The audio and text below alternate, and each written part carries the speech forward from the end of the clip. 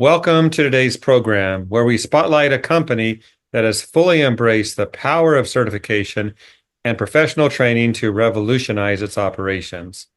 Through a commitment to continuous improvement and best practices, this company has created robust systems and standards, ensuring top quality service for every client they serve. Their journey reflects not just operational excellence, but also a deep focus on workplace safety, setting new benchmarks in the industry. And now I know what you're thinking. Who is this company? Let's find out. So it's my pleasure to welcome Manuel Cardoza, the Vice President of Safety at, here's the company, DMS Facility Services in California. Manuel, welcome. Thank you, Jeff. Thank you for having me. It's a pleasure. Let's do this. Why don't you introduce yourself and describe your company? Great. Just a little bit of history about myself. Did about 10 years in the United States Army. I'm a veteran and, been in the industry for about 30 years. I've done a little bit of the janitorial, operational, health and safety, corporate compliance. I just had a lot of experience in managing commercial accounts, healthcare, aerospace, janitorial industry, and successfully promoted multiple times from a operations project manager, area manager, district manager, and eventually I got into quality assurance director, director of safety and training, healthcare compliance officer for 10 years. I did a little bit of the FSO, facility security for government accounts. I'm secret clear, and in the last 9 years, I've been with DMS. The first 5 years, I was director of safety and compliance. And now I'm currently the assistant vice president for safety and compliance for the company. DMS has been around for about 55 years. So there's a lot of history on it. I've been here the last 9 years, and obviously a company that's lasted that long, they've done everything right. They have the great leaders, the great executives, and obviously the main force of janitorial. Our company has multiple different divisions. Primarily is janitorial. We have landscaping, we have windows, engineering, and so we try to do a little bit of everything as we can with our clients. Maybe, Manuel, I should have asked, what don't you guys do at DMS? So a rich background. Thank you for sharing that. No Now, problem. let's talk about the customer client angle here, because I know you're a firm believer, not only in safety, but in training and certification. And DMS has been a CIMS certified company for 16 years now. Congratulations on that. That's an accomplishment. Can Appreciate you that. talk about why CIMS is so important to your success, how you use it, what it means to you? Well, I think one of the things that companies need to focus is to obtain their certification in the green cleaning side, and especially with honors, because it helps your company for future RFPs. And rest assured that, most of those future clients that you're trying to tap into, they're going to select a company who has gone through that process and has completely and are certified, because they know that that company will be able to help them achieve all the standards for their future lead certifications or recertifications that they might be going after. And so, having those certifications helps you as a company to stand out from everybody else. I'd love to hear, Manuel, how CIMS has helped DMS navigate challenges. Any top issues you faced over the years that this has helped you with? I think all companies have challenges, and one of the challenges that companies have is it depends on making sure that you are being proactive on taking challenges on and innovations. And AI is one of the biggest things out there right now, providing your clients a full package service, what is known as a one-stop, one-shop mentality.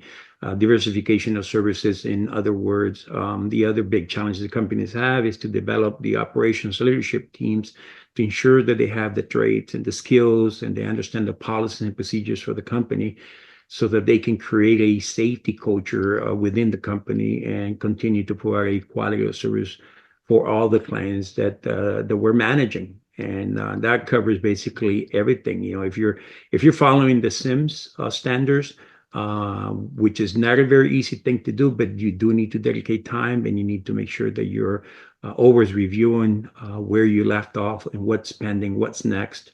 If you do that, eventually every 2 years when you become, to do your recertification, you'll be able to pass with flying colors.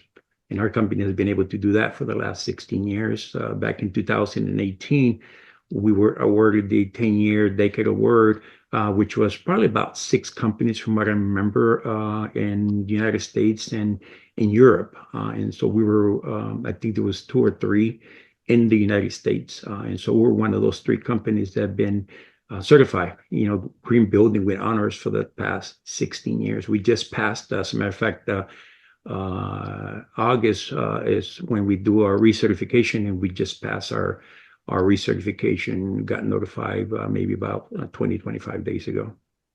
Congratulations on that. That keeps you busy, I imagine. Oh, it comes around very fast for sure. Yes, it does. We talked about how CIMS helps with your crafting policy, safety, and all that, but I'd love to know, how is the DMS facility services safety record looking today? Well, it's doing real good. When I came on board about 9 years ago, the quantity of frequencies of injuries or incidents were very, very high. They were in the 140 approximately per year. And 9 years later, we start seeing them starting to drop. And I think we're about maybe 45 that get recorded. That get reported to OSHA is probably less, about maybe 12 to 13. We're a large company. We have 6 different regional offices. So it's tough. We can't stop all incidents and accidents, but if we focus on making sure that we're doing everything within our power to ensure that we can lower those quantities and the frequency and how severe they are, your success will come from making sure that you're following your policies and procedures, that your leadership is doing what they need to do, from equipment inspections, from safety briefings, from safety analysis, risk assessment observations, corrective actions that are getting done, your monthly training and conducting your safety audits, and quarterly or monthly reviews with your client will show success and results for you, and continue to improve on whatever you did last month. And how do we get it better? How do we get better? How do we make changes that we haven't done? And keeping track of where you're at is always gonna help you to strive for improvements. Mhm. Those client touch points are so important. It's not about just doing the work at night or whatever your service you're offering. It's communication. Would you agree with that? You're absolutely right. Hmm. Yep. So, Manuel, for other companies like yours, other organizations looking to improve, to do their very best, what would you tell them about CIMS if that conversation was an Well, opportunity for you? I think everybody is looking to improve. And if that's what you're looking to improve your company and your leadership team, then you will have to get out of your comfort zone. Some people become very at ease at where they're at. And CMI is the leading provider for educational professional development solutions for cleaning and maintenance professionals, managers, and supervisors. So making sure that you're always, reaching out to them and participating, taking some of their seminars and classes will develop your skills for all the different levels. And once you've done that, then you have to go out and implement whatever you learn. I think that's one of the biggest things that our company has been successful, that if we send individuals to get training or certifications, we have them come back and present to the executive team or present to the rest of the operations teams of what they learned. And through passing that information that you've learned from seminars and trainings, now it's not just those few people that took that training. Now you have 40, 60 managers that are learning from what you learned, and you're basically the people that are presenting. They're going to give them a condensed version of their 3-day seminar, and so that goes ways with everybody else. And while you're saying, if I worked at DMS Facility Services and I took one of these seminars, I have to get up in front of all my bosses and talk about what I learned? You have to, and then that's what we tell them. Hey, we're considering to send you on this particular trip, or or this seminar. As you know, the ISSA has the show coming up in November, and so the people that are going there, they already know that they're going to go learn. They're going to go take some classes, and they're expected to take a lot of notes. And then at the end, come back and they're given 30 days to draft a very nice presentation for ownership and present of what they learn. And then from there, they take it on down to the lower ranking subordinates that they manage. And that usually helps out because they're not just participating in taking that training, but they're passing on to the rest of the leadership in the company. I tell you what, Manuel, those employees taking those seminars will not need caffeine to stay awake. They're going to be True. alert.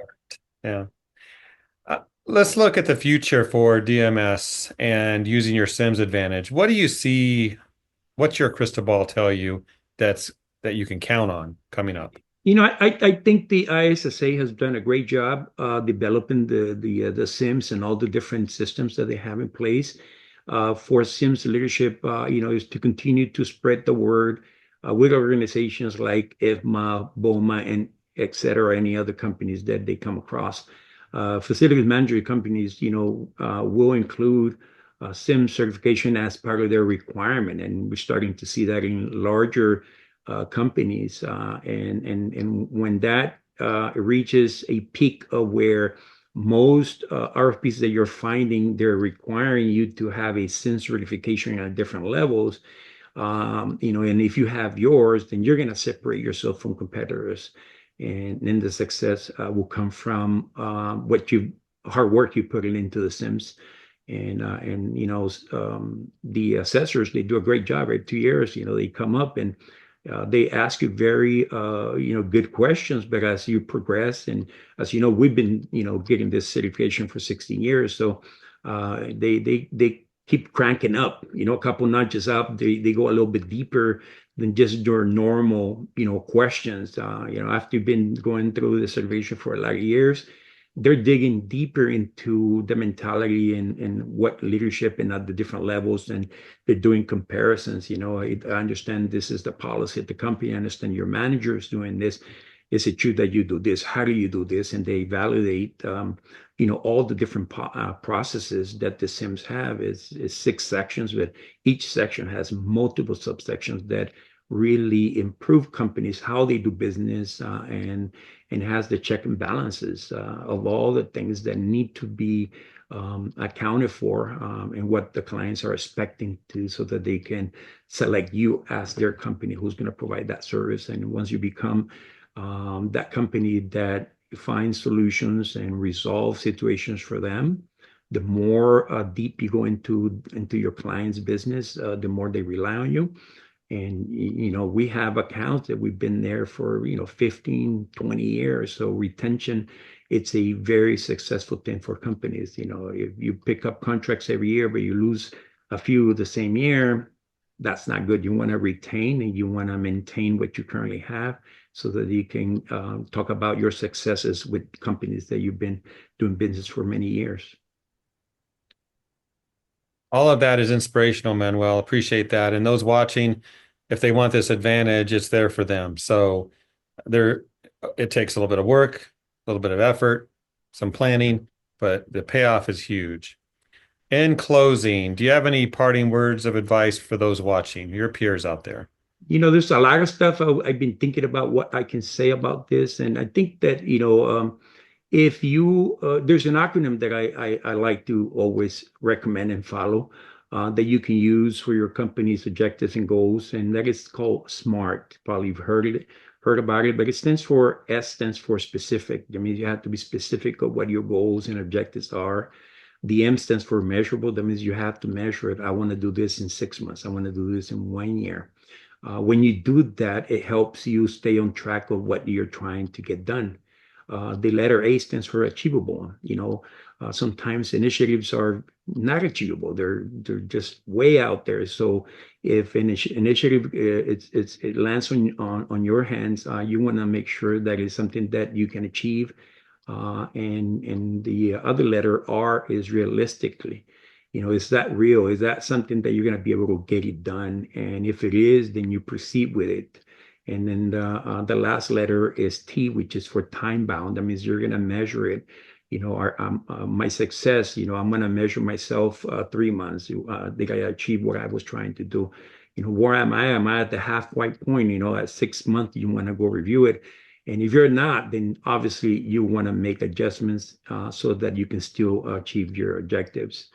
The other thing I recommend to people is, don't be reactive. A lot of people are reacting to situations that are happening at the job site. But if you're focusing and your leadership is focusing on being proactive, that means you're going to be able to catch things before they occur, and they won't come in the form of a complaint or a call or a cancellation of a contract. So if you're always proactively doing inspection, proactively checking your equipment, proactively visiting your client, meeting their expectations, reviewing the contract to make sure that you're performing to the scope of work that's been given to you. You won't have any issues. When you don't do that, that's where you're going to get a lot of complaints and letters and situations, and you're going to have to react to them. And by that time, it's a little bit too late if you're trying to fix something that should have been fixed from the get-go. And so stay positive and continue to drive forward. And from a military standpoint, we use a model in my unit that says keep up the fire. If you don't know what that is, look it up, and you'll probably hear about the 9th Regiment of Infantry. So for those watching right now, do the smart thing, according to Manuel, the smart thing, and be like DMS Facility Services, tapping into the CIMS advantage. Manuel, thank you for this. I appreciate it. Thank you, Jeff, for having me.